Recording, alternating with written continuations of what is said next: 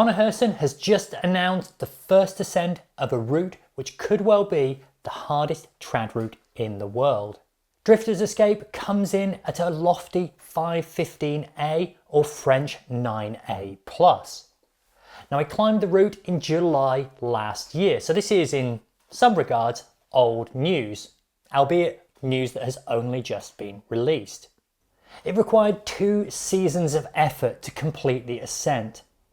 His descriptions of the route laud both its quality and its difficulty, saying it tops each and every other route he's tried in both categories. Now, given both the quantity and the quality of hard repeats that Connor has done, that is quite a statement. He's climbed Nose in a Day, The Meltdown, Magic Line, Cobra Crack, Crack of Destiny, Empath, and Stranger Than Fiction. That's quite the tick list, but it's only the tip of the iceberg, with many, many more ascents beneath. Connor made the decision to delay the announcement of the route's first ascent in order to time it with a 4-part series documenting his time trying the route in 2025. We're not sure of this trend of people delaying the announcements of the routes or boulder problems that they've climbed, but it's definitely become more prevalent in recent years. Obviously, it's very much up to the first ascensionist, but let us know what you think in the comments below. Should athletes announce the first ascent after they've done it, or is it their choice to announce when they see fit? In an email to UKC, Connor had this to say about the ascent. Over the past 2 summers, I've had the gift of climbing on Drifter's Escape, a striking line of seams up the beautiful panel of granite halfway up Squamish's Chief. It's rare to find a line so special, offering the best and most unique movement I've tried over gear at just the perfect difficulty. The Crux move is a pogo. Although it's true that Drifters is definitively the most difficult a gear protected route has felt, it's equally true that I've yet to try as high quality a gear protected pitch anywhere. Undoubtedly, a lot of media attention will be given to the proposed grade. However, I didn't even grade it for a few months after climbing it, and I'm confident the number won't be the defining part of this process when I look back on this moment 1, 5 or 10 years from now.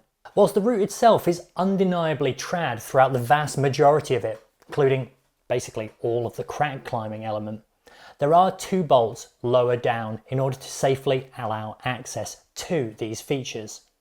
There's been some discussion as to whether or not it is indeed truly a trad climb as a result of these 2 bolts, but Connor had this to say on climbing.com. The bolts were already there when I started trying the pitch, and I'm not one to chop bolts or take unnecessary risks. The idea of skipping or removing them didn't even cross my mind. I don't want to make a pedantic argument of what constitutes trad. I'm not claiming a trad ascent, and the grade is just a proposal. I know a lot of media will try and focus on trying to compare this with other ascents in terms of difficulty, style and the like. To me, it was just a very fun project and an incredible piece of rock. To me, it was just a very fun project and an incredible piece of rock. It was a privilege to climb on it. From our perspective, and this is coming from the British perspective where we tend not to have bolts on trad climbs, but from an international perspective, this does look pretty traddy. The crack line above features 2 V11 or 8A boulder problem cruxes. Now, Connor himself has said he is not an expert when it comes to grading boulder problems, and cruxes of routes are just notoriously difficult to grade. Either way, it's an indication that it has 2 incredibly difficult and also incredibly weird cruxes. Whilst Connor hasn't directly posted about it on Instagram himself, climbing history indicates he's also repeated Pete Whitaker's Crown Royale on the profile wall in Norway. Word on the street, aka the UKC rumour mill, is that he's repeated James Pearson's Bon Voyage in France. Now, our suspicion is that these rumours will be confirmed when the 4-part series goes live, so watch this space for more.